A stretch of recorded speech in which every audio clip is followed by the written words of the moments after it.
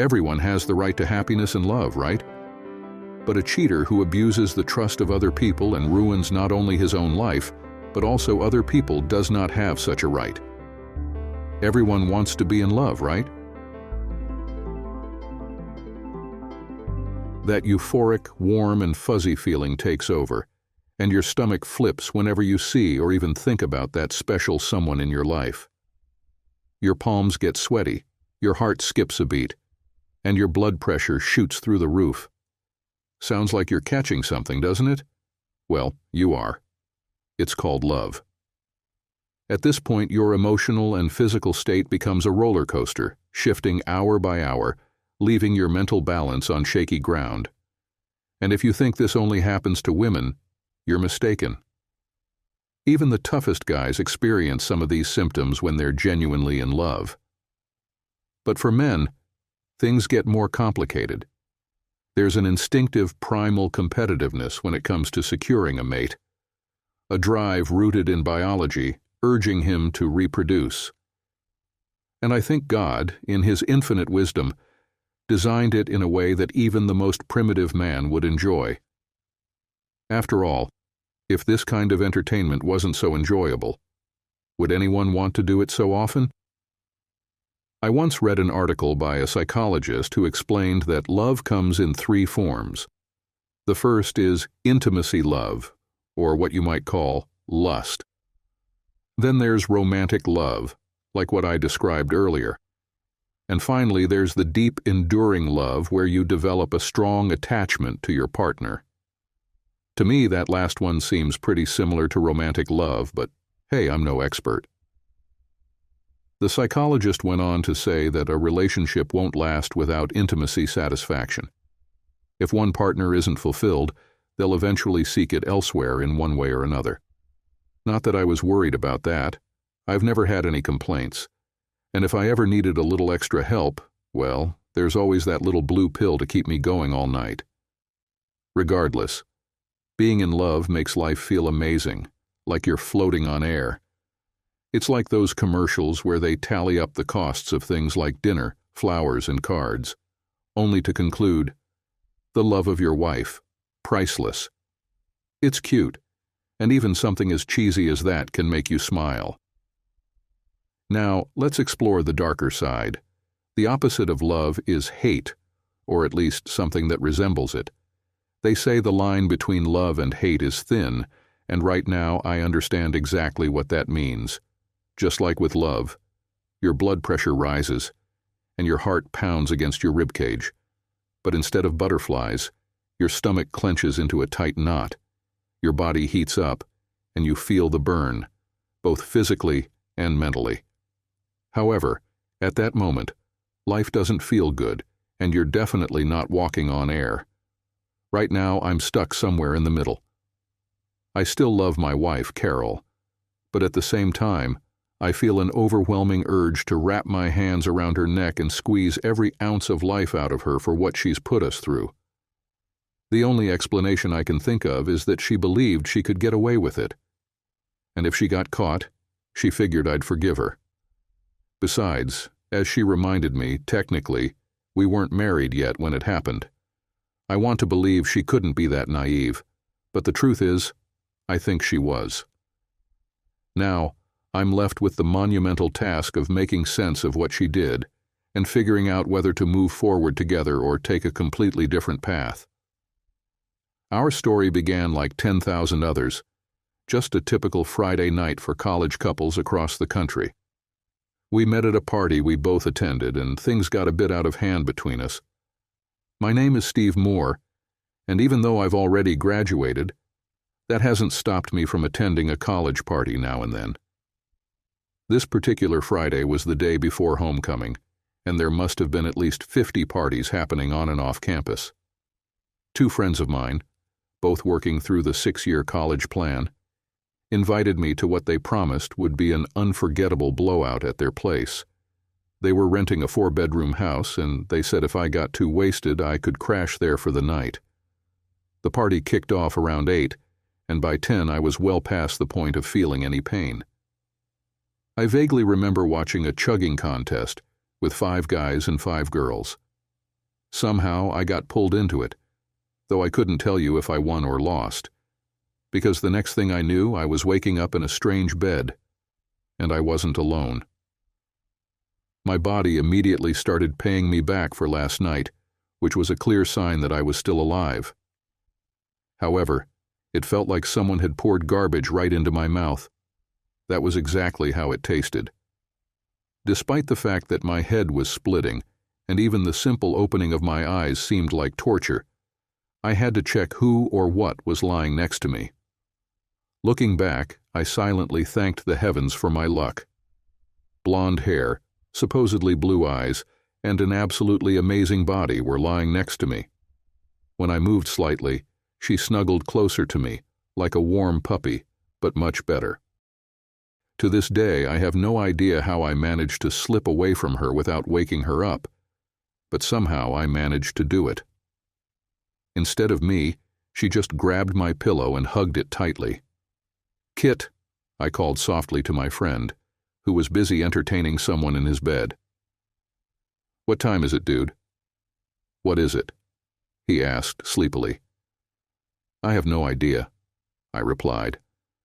"I just need to know who is this girl in my bed." "Do you have a girlfriend?"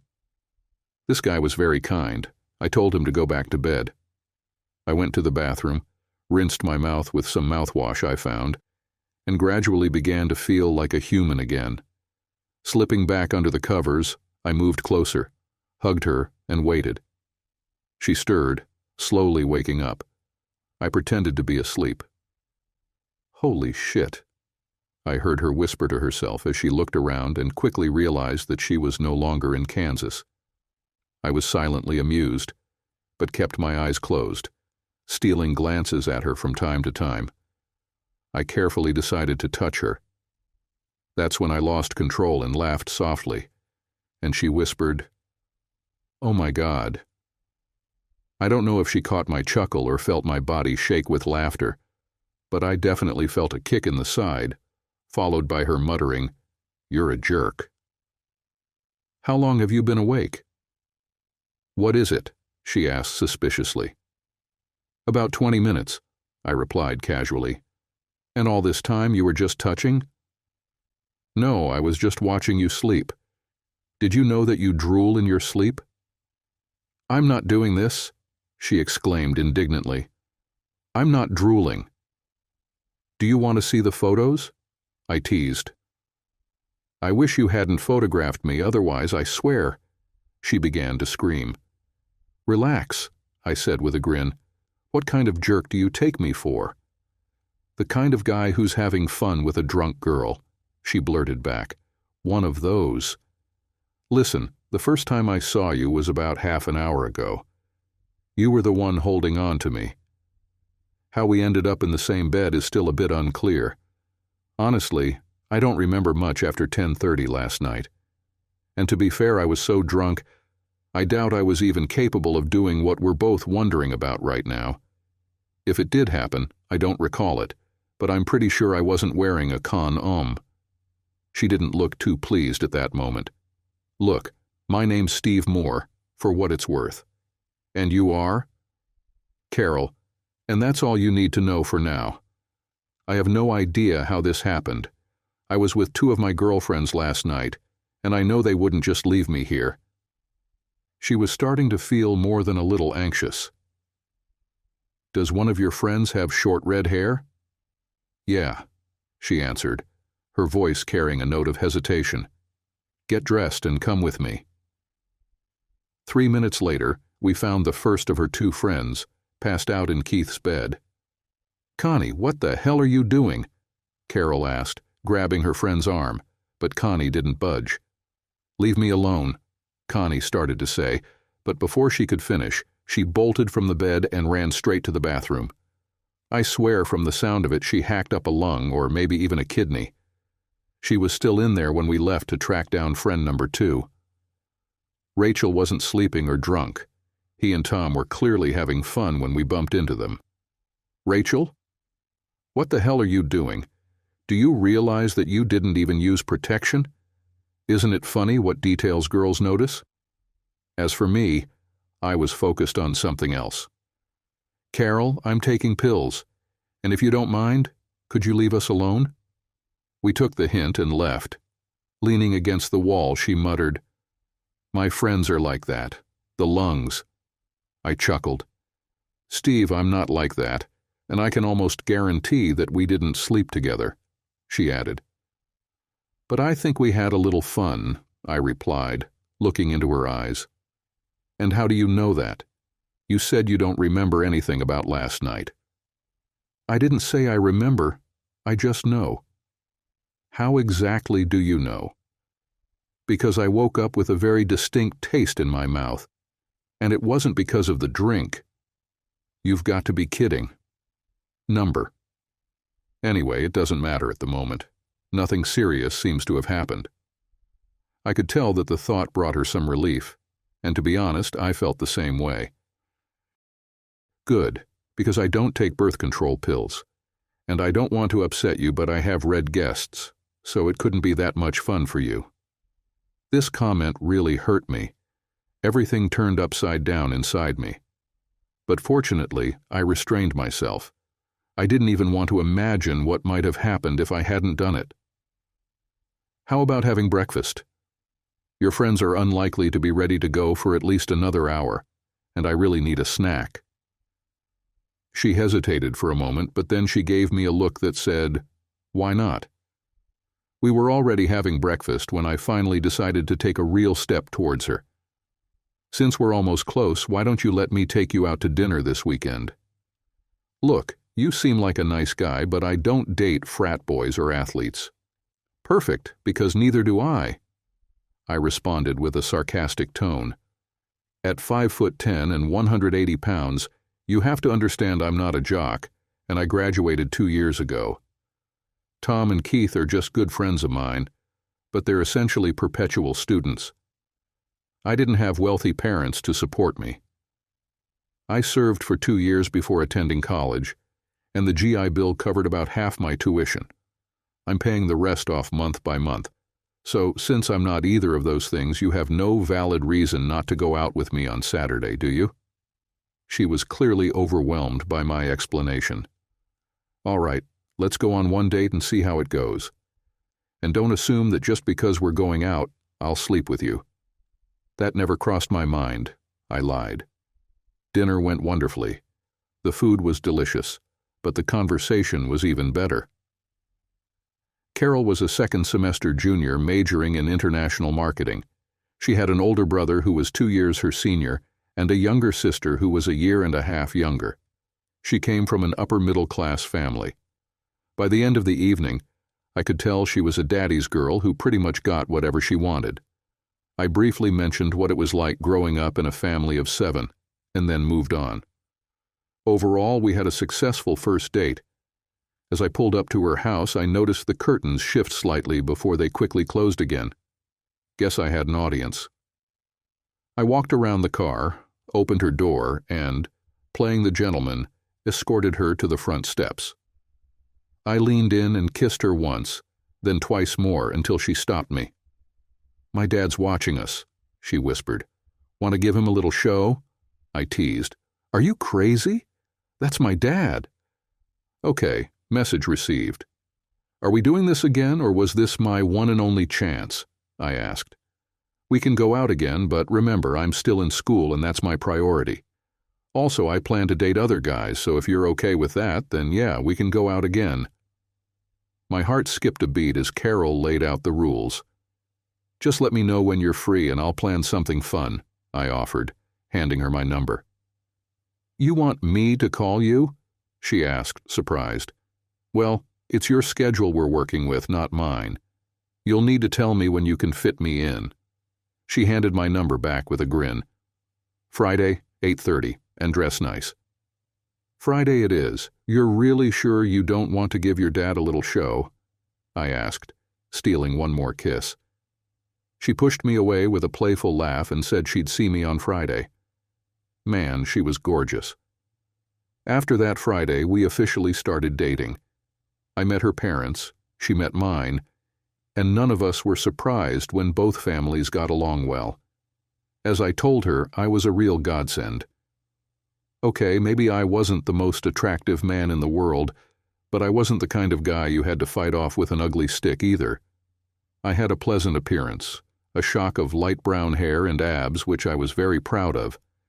I graduated in mechanical engineering and worked at B&H Enterprises, earning twice as much as most of my friends, even those who had a real job. I was on a promising path and wanted someone special to share it with me. She, on the other hand, was worthy of attention in every sense. Not only did she have an amazing figure, but she was also on top for a blonde. She completed a full course of study and scored a solid 3.5 points. For the next 4.5 months, everything was great. I didn't see her as often as I would have liked, but when we were together, we got the most out of it. The first time we made love, I felt like I was in an adult movie.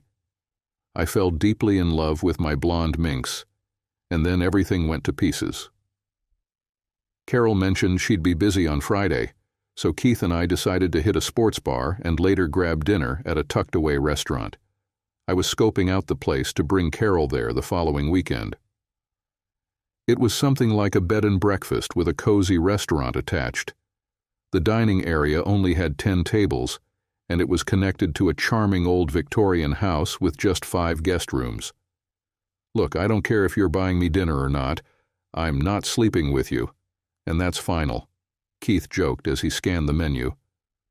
Not many choices here, and everything's kind of pricey. Maybe you should find another spot for her, he added before placing his order. He went with the steak while I opted for the salmon. We were enjoying a few drinks with our meal when he suddenly stopped eating, staring off into space for a moment before locking eyes with me. "What's up?" I asked. "Steve, I think Carol is here," he said, almost doubting what he saw. "Where?" "In the far right corner at the back." I turned around, squinting into the dimly lit space, and spotted a blonde girl with her back toward us. How can you tell from this far away, especially with her back turned? She was facing sideways for a second, and trust me, she was really kissing that guy. "Switch seats with me," I whispered, already moving our plates around. I spent the next 15 minutes just watching her. If I'd had the guts, I would have walked over to confirm what I suspected, but right now, I wasn't ready for the harsh truth. Staying put and holding on to uncertainty was enough to keep me content. For now. Then I saw them kiss. "Damn," I muttered. It was her. My appetite disappeared, and from the look on my face, Keith knew he'd been right. "Let's just get out of here," he said, already shifting to stand. "Sit your ass down. We're not going anywhere. No way am I letting her ruin this overpriced meal. Eat, and we'll leave when we're done." My tone told Keith it wasn't open for discussion. I poked at my food and waited. 20 agonizing minutes. Then I caught a break. They finished and got up to leave. Since the exit was behind us, they'd have to walk by our table, whether they liked it or not. I took a deep breath and braced myself. I knew for sure I was the last person she expected to run into. Honestly, I was surprised at how composed she seemed. As she walked past, our eyes met. I saw a flicker, a shiver, maybe even a bit of fear. I didn't say a word. I just tracked her with my eyes until she disappeared without once looking back. The guy she was with was black, in incredible shape and ridiculously handsome. If I were a woman, I'd probably give him a second look, maybe even more than that. I told Keith to stay put as I got up and followed them. I watched them walk out the front door and head next door to the bed and breakfast. At least now I knew how she was spending her night. We finished our meal, had another drink, and left. "I thought she was your girl." "Yeah, so did I. Guess I was wrong." "You want to go back and mess the guy up?" "Did you see him? He'd probably destroy both of us. And honestly, no girl's worth that much trouble." Keith drove us home. The date we had planned for Saturday didn't happen. I didn't call or show up. I thought about going, but I figured I'd just cause a scene and get myself into some kind of mess, so I stayed in and sulked instead. I did like her, at least until last night. I might have even used the love word, but not anymore. What's that saying? When you assume, you make an ass out of you and me. Well, I was definitely feeling pretty miserable. To her credit, Carol handled it well. Her email asked why I stood her up on Saturday without even mentioning what I saw on Friday. She finished by asking if I wanted to hang out either Friday or Saturday next week. Okay, maybe it was petty and over the line, but I was mad and feeling embarrassed. I replied, "Will I need to strap a 2x4 to my back this time?" She's smart, she'd know what I meant. Then I hit send. I've always liked redheads, and on Friday night, luck was on my side. I found two. The first one was attractive but a little arrogant, so I dumped her after the first dance.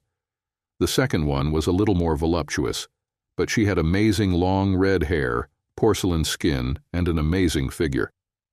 After leaving the club, we spent the rest of Friday evening and most of Saturday at my house. Around 4 in the morning, I felt her get out of bed and go to the bathroom. I heard her flush, and then the sound of mouthwash. Obviously, she was already asleep. I got up too, relieved myself, took a sip of mouthwash, and went back to her. We spent the next few hours perfectly. She wasn't bad, although she wasn't up to Carol's level, which made me wonder how Carol could have become so skilled. "That's enough," she said with a laugh, playfully turning me over on my back. "With such abilities, I'm surprised some lucky girl hasn't claimed you yet." After that, we both needed a break, and by 2 o'clock in the afternoon I was driving her back to the car.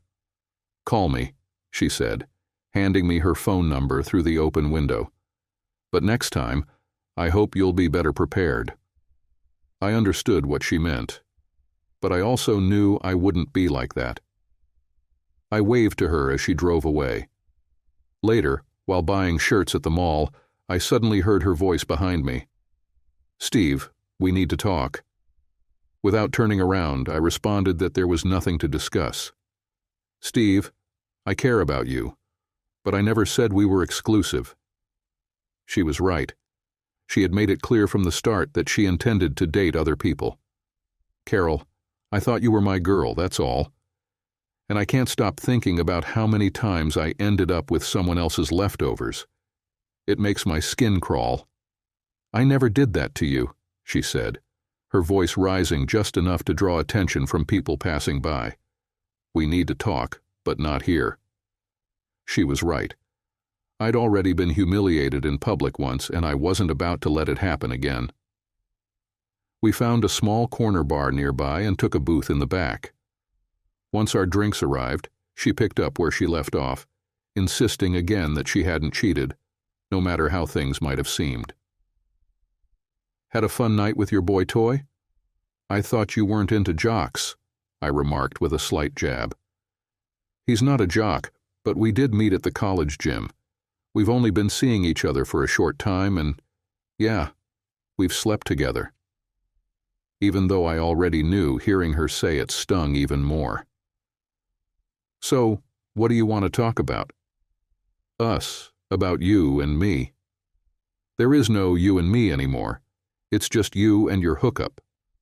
His name is Rick." "Fine, you and Rick the hookup." I wasn't going to back down. "Steve, even if you don't believe me, I really do care about you. But I care about Rick too. I'm just so confused. Let me clear things up for you. You and I are over. I don't share, especially when it comes to intimacy. So go ahead and enjoy Rick as much as you like. No need to feel confused or guilty anymore." My words dripped with finality. "But I thought you cared about me." "I used to care about you. Everything changed when you walked into this bed and breakfast with Rick. I hope he was well provided for and that it was worth it." She didn't have an answer. I guess she did. "So, if we're done here, I have a date tonight, and I don't want to be late. Rick's probably waiting for you while we're talking. Enjoy it. were my last words to her. Actually, I didn't have any date. She stopped emailing and calling. About 2 months later, I ran into her mother at the grocery store. We constantly crossed paths in different departments, and she seemed to be angry with me, although I greeted her with a smile and a friendly greeting. In the cleaning products department, she finally let me do it. "How could you break up with Carol like that? Did you just stop calling and start dating someone else?" "Steve, I never thought you were such a man." I was at a loss for 10 seconds. "Donna, how is this girl of easy virtue?" It took her by surprise. "I didn't break up with Carol. She cheated on me. When you come home tonight, ask her about Rick. By the way, it was nice to see you again." I pulled myself together. "Look, I have nothing against you or anyone in your family except for Carol, and I know you didn't raise her that way. So just give her my regards and tell her I wish her all the best." I smiled again, but this time I headed for the cash register. I managed to choose the right path. When I got home the next day, I found an unpleasant email waiting for me. It was something about how it wasn't cheating and how dare I call her a tramp. I replied, "Do you prefer the term a girl of easy virtue instead?" She didn't respond. Living in a big city like New York would have made things easier, but in a college town, everyone seemed to gather in the same places. While hanging out with Keith and Tom, I ran into Carol multiple times. I was friendly and smiled, but that was as far as it went. Nearly 9 months had passed since our argument, and it finally struck me that she was always with a group or her girlfriends, never with Rick. I desperately wanted to ask her about Rick, but since we were no longer together, it didn't feel right to bring it up. So, like any guy looking for answers, I asked Keith's new girlfriend, Danya, to do it for me. It wasn't the most elegant approach, but it worked. "She broke up with him shortly after you two ended things," she began. "He was only interested in one thing, and once he got it, he didn't care about her at all. According to Carol, things got pretty messy, and he's going to have some scars on his left arm to remember her by. Did I do well, or what? Girl, I owe you a lot. Enough to get me a new pair of shoes?" I pulled out $60 from my wallet. She gave me a look, so I took out another $25 and handed it to her. "By the way, she feels really bad about your breakup, in case you're interested." At this point, I wasn't sure how I felt about that. Now came the million-dollar question. Was I better off with her or without her? Keith and Tom were in favor of without, while I voted for with. I won the vote, but I still needed to figure out if I could trust her and if she was worth all the trouble. During the next 2 encounters with Carol, I made it a point to smile at her. The first time, she looked at me oddly, almost as if to say, "What's your problem?" However, the second time, she returned my smile, and I felt like I had broken the ice. It would be another 2 weeks before I saw her again. I decided against approaching her first. In my view, she was the one who had messed things up, so I wanted her to make the first move, regardless of how long it took. After sharing a few more smiles on the third occasion, I found her coming up to me at the bar where I was refilling my drink. "How have you been?" was her casual opener.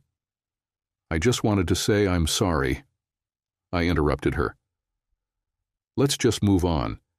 You had your vision of the relationship and where it was headed, and I had mine. It's unfortunate they didn't align." I tried to maintain a relaxed demeanor. "Can I buy you a drink?" "You don't have to, but I'd like to get you one for old time's sake, and to show there are no hard feelings anymore." I smiled again. That marked the beginning of many nights where we unexpectedly crossed paths. Each time we met, we lingered longer together, eventually spending an entire night talking, laughing, and even dancing to a few songs. It seemed she was uncertain about where this was leading, and honestly, so was I. "Would you like to go out sometime? Maybe grab dinner or something?" I asked the next time I saw her, and her eyes brightened. Of course. Just give me a call. You still remember my number, right? It's in my speed dial, I replied, opening my phone to show her. I waited until Wednesday to call, not wanting to give her any more notice than necessary. When her mom answered, I could tell right away she recognized my voice. Good evening, Donna. Is Carol there? Why? That caught me off guard. I'd like to speak with her if that's okay. Why do you want to talk to her, Steve? Ugh, I really dislike this interrogation. Just put her on the phone, please. I heard her yell for Carol. Hello? Hi, Carol. It's Steve. We spent the next 20 minutes chatting aimlessly, talking about trivial things. It felt like two 13-year-olds having their first phone conversation. Eventually, I asked her out to dinner on Saturday. After she agreed, we spent another 10 minutes trying to wrap up the call before we got caught up in any more pointless banter. Okay, so I'll pick you up around 7:30. Thank goodness that conversation ended when it did. Was I always this awkward? I thought of 100 different restaurants, including the one where I saw her and Rick together, but I figured that would lead to an uncomfortable evening, even though it might serve her right. In the end, I decided on a low-key, family-run place that I knew wouldn't be crowded. I felt their scrutiny when I picked her up.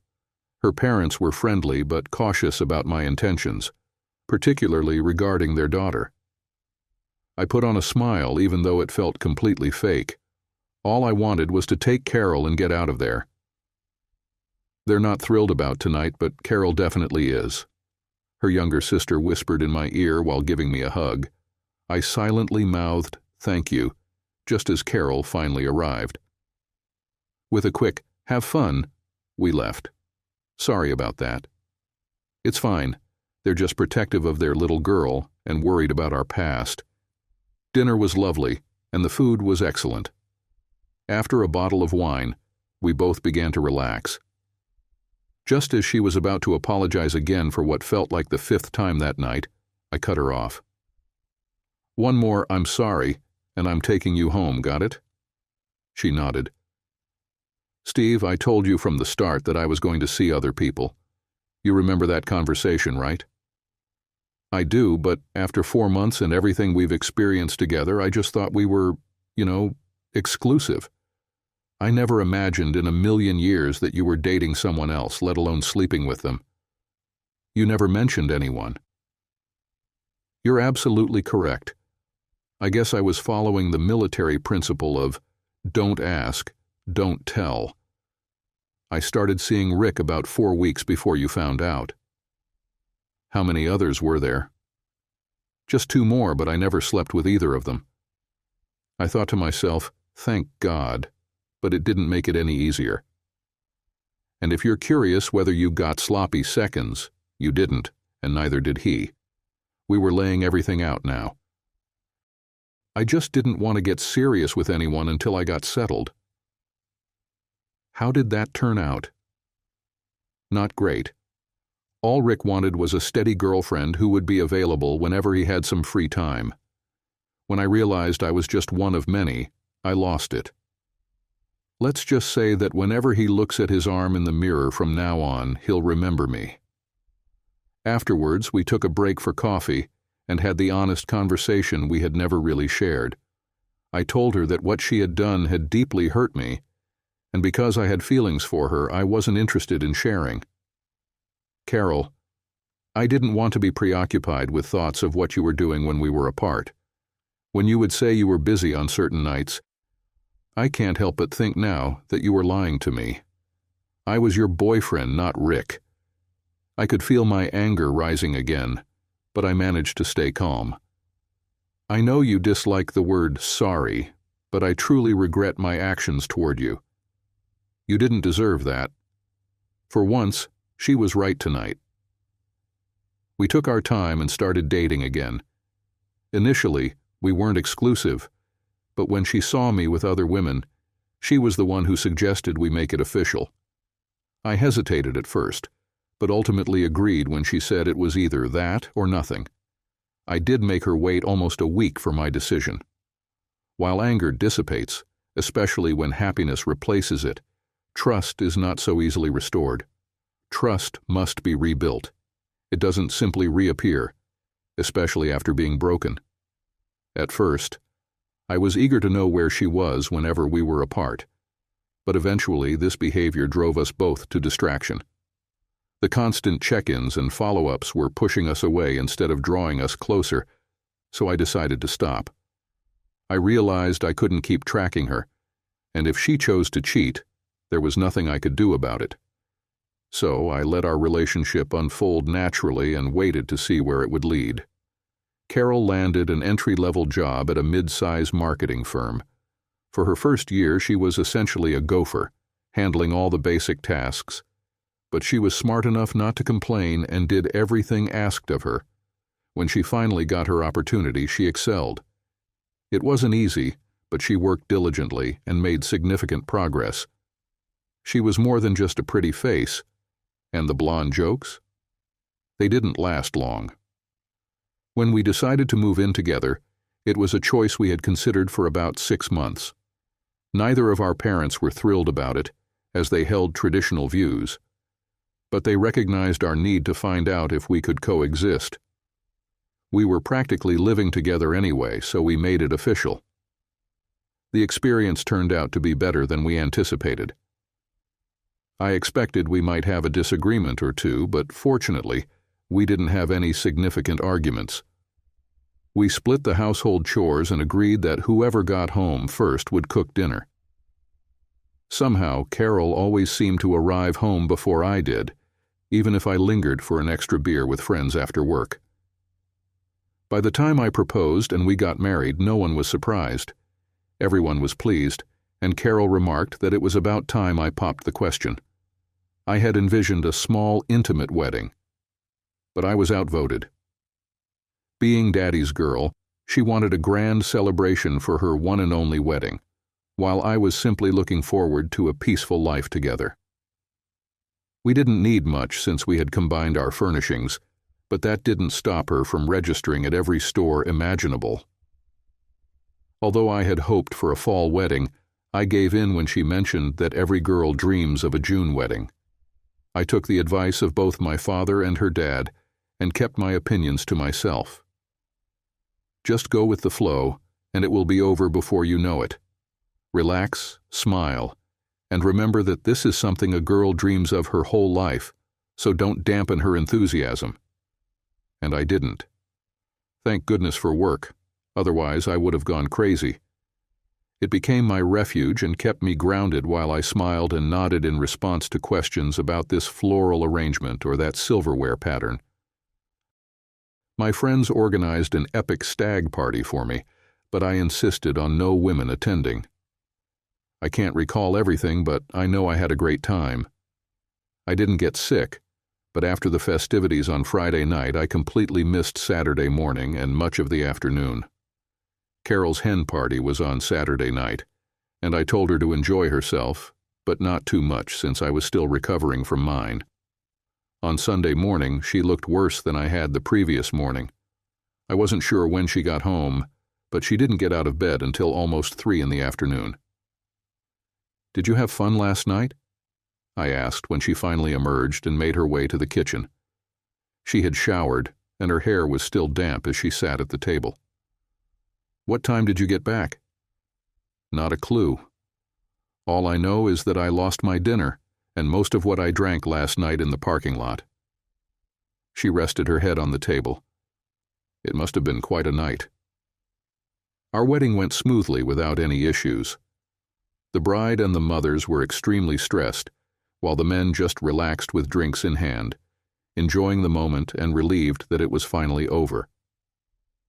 The honeymoon was incredibly soothing. At the tropical resort, we spent our days lounging in the sun, indulging in delicious food, and making love every night. I truly didn't want to leave. However, I knew that even paradise might start to feel ordinary after a while. But I was open to the experience. For the next year and a half, everything was perfect. The newlywed life was fantastic. Then everything fell apart. One of her friends was getting married, and 3 of the bridesmaids, including Carol, were organizing her bachelorette party. Their plans went in one ear and out the other for me. I was only slightly curious about what happened at such events, but I didn't really care. That is, until I overheard 2 conversations that changed everything. "Why don't we plan to use the same Stryers from your party?" Fran suggested as they gathered around the kitchen table. "Just make sure Greg is one of them," Carol replied. "Kathy deserves the best, and believe me, he's the best there is. He does what other men only dream of, and he does it exceptionally well." Everyone laughed at that remark. I didn't. With the party just a week away, I needed to gather as much information as possible about the plans, including details about GREG. It's not too difficult if you know the right people to ask and don't mind the expense, so to speak. "Danya, I have another task for you," I said while enjoying a few drinks with Keith and Danya. "I've been eyeing a new skirt," she replied, leaving her hint hanging. But I understood her intention. "Get me the information, and the skirt is yours." "I feel so cheap being bought for the price of a damn skirt," she said, and we all shared a laugh. "Here's what I need. There was a Stryer who performed at Carol's hen party 2 years ago, and all I know is that his name is Greg. I overheard they're planning to use him for Kathy's party next week, and I need to speak with him before then." That's not much to go on. Look, you know most of them, and they're likely to spill the beans to another woman about a hot guy. I just need to talk to him, and soon. Danya really missed her calling. She should have been a private investigator. In just 48 hours, she managed to find his full name, address, phone number, and the date and location of the hen party. I probably could have offered less, but I might not have gotten such quick results. That damn skirt cost $125. I didn't have time to waste, so I picked up the phone and called him directly. "Greg Coleman?" I asked when he answered. "Yeah, this is Greg." "Hi, Greg, I'm Keith Peterson, a close friend of Kathy's." "Kathy?" He sounded slightly unsure, probably wondering what I needed. "You know, Kathy's hen party next week." I paused for effect. "Oh, that Kathy. It hasn't been canceled, has it? I've got 3 other guys booked for that night." He sounded anxious. "No, it's just that I want to ensure you make her night unforgettable, if you know what I mean. I'm willing to offer a bit extra to make that happen." I had set the hook and was starting to reel him in. "How much extra are we talking about?" "Let's meet, and I guarantee you won't be disappointed." We arranged to meet the next day after work. I kept my eyes on Carol all night. I needed answers, but there was no way I was going to ask her yet. I had to get my facts straight before confronting her, especially knowing she would likely lie. I watched the clock all afternoon, repeatedly urging it to move faster until it finally struck 5. I hurried over to Pat's pub, and he was already at the bar waiting for me. "Can you say Rick?" It wasn't Rick, but he looked a lot like him, just a bit bigger, around 6'2" or 3", and probably weighing 240 pounds. He kept fiddling with his long braids as we spoke. Usually it's the bridesmaids who do this, so I was a bit hesitant when you called. "Well, they're covering the general expenses. This is just a little bonus to ensure everything goes smoothly. Don't worry, once we start dancing, she'll be putty in our hands. We've never let a bride leave for her wedding without being completely satisfied, if you catch my drift." I ordered another round. We chatted casually, and I let him keep talking. He mentioned that they typically sleep with about 75% of brides-to-be, but always use protection. We can't have a black baby showing up 9 months later, can we? That would be terrible for business. I had reeled him in close enough. It was time to make my move. "I would really like to have a job like yours. I heard a couple of years ago you had a crazy affair with a girl I knew before she got married. Her name was Carol. This girl was amazing." I noticed that he was deep in thought. "Short blonde hair and amazing body?" I nodded. "Dude, She was a real firecracker and exhausted Danny and me by the end of the evening. The guy she married is a lucky jerk, that's for sure. He chuckled, and I forced myself to laugh so he wouldn't get confused. Yes, she was definitely great in bed. I handed him the money, we shook hands, and I headed to my car, feeling empty. It was supposed to be a bachelorette party that they would never forget. Keith, Tom, David, Katie's fiancé, and I met at a bar near the college. "Not for the world," David yelled at us. "Katie would never do what you suggest. She's so shy that we still don't turn on the lights when we get together. Are you saying that she slept with this guy Greg and maybe a few others?" "By no means." "Well, if you're so sure that Katie wouldn't even look at another guy, then you shouldn't have a problem sneaking in there and making sure for yourself," I replied, thinking frantically. "Okay, I'll go. We'll all go, and I'll prove to you that Katie is not like other girls. You will regret your words." "I'll be glad if you're right." For the next 3 days, I kept my distance from Carol as much as possible. I told her I felt like I was coming down with the flu and didn't want her to catch it. Several times she asked if something was wrong because I seemed a bit distant. I just smiled and reassured her that I loved her, which I genuinely still did at that point. On Saturday, I slipped the bouncer $200 to let us into a nearby room off the back room they had rented. "You paid the guy $200? Are you out of your mind?" Keith said as he sneaked into the room. "Not out of my mind. I just need to find out what's going on, that's all," I replied, desperately hoping I was mistaken about tonight. The first hour was boring. Just a lot of chatter about the wedding, while Tom slipped out to grab us another bucket of beers. The bouncer warned that if things get out of hand, we're on our own, and he'll pretend he knows nothing when the cops arrive.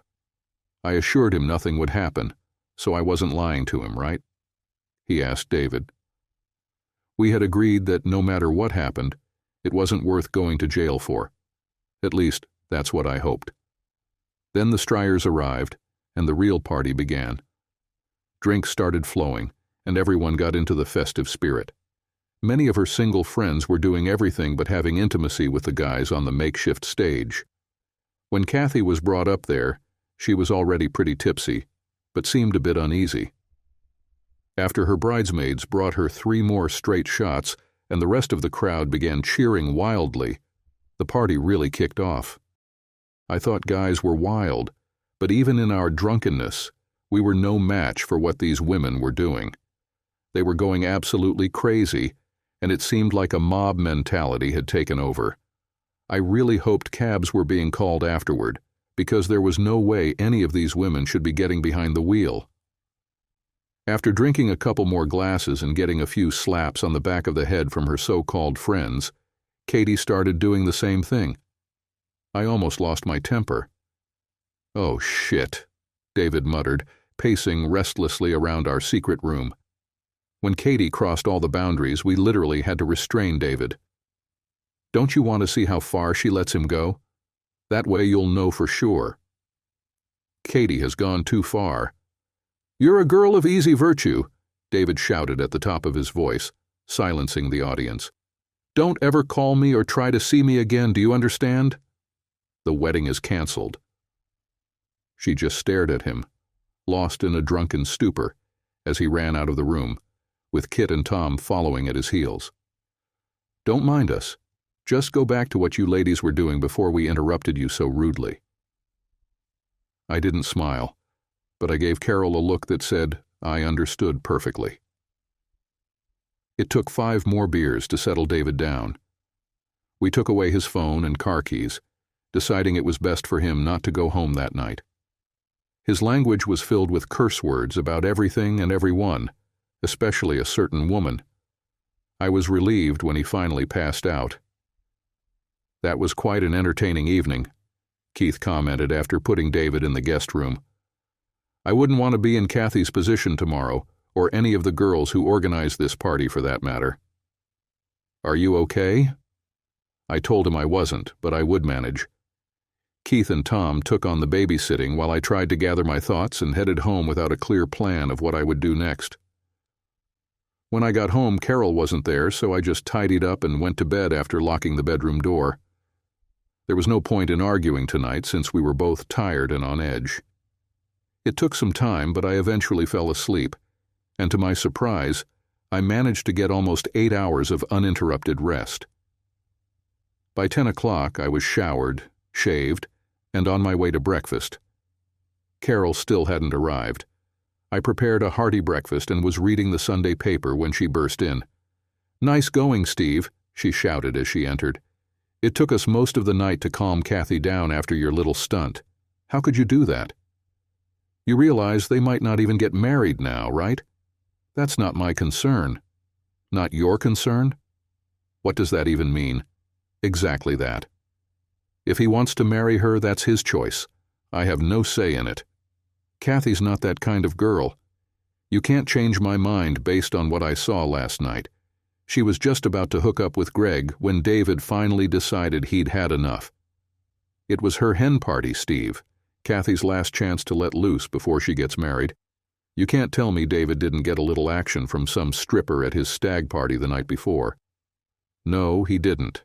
He told everyone he wasn't going to do anything because he wouldn't be able to face Kathy on their wedding night. I guess that makes him a coward, right? And for the sake of argument, did anyone even think to ask Kathy what kind of party she wanted? Maybe, just maybe, she would have preferred a quiet evening with a few friends. Or did you all just assume she wanted to sleep with a total stranger? She didn't respond. I really hope they reconcile in any case. What made you all do what you did? We just wanted to see what kind of women our wives and girlfriends truly are, and you certainly didn't disappoint us. It's too bad I didn't bring a video camera. It would have made for some great viewing for a few friends of mine. And you? I saw more than enough last night, but what really hit me was my chat with Greg the other day, when he mentioned how fortunate I was to be married to you. He didn't say it directly, since he didn't even know who I was. It was more about how he and Danny spent time with you on your hen night. He talked about how you really wore them out after taking them both on at the same time. I think his exact words were something like you were the hottest woman he'd had in ages, and he envied the guy you were with. But you know what? Right now, I don't feel so lucky. I wish I'd had a bachelor party with 10 e-skirts instead of just going out for drinks with my close friends. I'm sorry you had to find out like this, but it was just that one night and I haven't looked at another guy since then. You have to believe me. Why should I trust you? And how many more times have you lied to me? I'm starting to doubt everything you've ever said. Do you remember our last conversation about exclusivity? What part of just you and me didn't you understand? Steve, that was before we got married, and as I mentioned, I haven't done anything since. So, kissing this jerk and having fun with him because of Katie is what a good wife does for a friend? What if I was kissing another girl and having fun with her so that someone else would sleep with her? Do you think that's okay? Steve, she began, but I interrupted her by raising my hand. Carol, I think it's best if we don't talk right now, at least until I have a chance to calm down and get these images out of my head. Right now, I feel like our marriage has been nothing but a series of lies from the very beginning. How many other bachelorette parties have you been a good friend to? I said everything I wanted to say, and at that moment I didn't want to hear anything she wanted to say. I didn't move into the spare bedroom, and neither did Carol. We slept in the same bed, but we were physically and emotionally far apart. Our conversations were exclusively about trivial aspects of our lives, and we only had fun when we both desperately wanted to. As for David and Katie, they are still together, but their wedding plans are currently postponed, much to the disappointment of her father, who has lost a lot of money on deposits. She is under strict supervision, and David has no idea when or if they will return to what they were before this ordeal began. Unfortunately, she lost her common sense and allowed others to take away her chance at happiness. Our so-called life has remained unchanged for the past 3 months. We are still physically together, but that's about it. We eat together, sleep together, but only communicate when absolutely necessary. It's miserable. We've spent more time with our friends than with each other. Personally, I'm growing tired of that frustrating look she gives me every time we manage to sit down for dinner, which is becoming increasingly rare. It feels like she's saying, "Okay, I messed up. Let's move on." The issue is, I think I still love her, but the trust is almost non-existent, and I'm not sure if I have the strength to wait and see if it will come back. On Saturday, I asked her to stay in with me instead of going out with her friends. We could order a pizza and try to talk things over. "Talk or yell?" she shot back. "Probably a bit of both." She rolled her eyes and went upstairs, presumably to get ready to go out. When she came back down, she was dressed in her party clothes. "We'll talk tomorrow," she said, walking out the door without even giving me a kiss on the cheek. I went to my desk, took out the envelope with her name on it, and set it on the counter. It had been in that drawer for over a month. My ring came off easily since I hadn't worn it for long. Now it was my turn to head upstairs and change. Maybe by Monday I'll know where I'm headed, but right now I feel like I've wasted the last 3 years, which I can never get back. Keith and Tom think I'm being weak and say I should have kicked her out the night of the hen party. But they're just sleeping with anyone who comes along, and neither has been with the same girl for more than 6 months, so I don't put much stock in their opinions. I guess I was waiting for some kind of miracle. Will Carol lose it when she gets home tonight? Maybe, but I'm not sure anymore.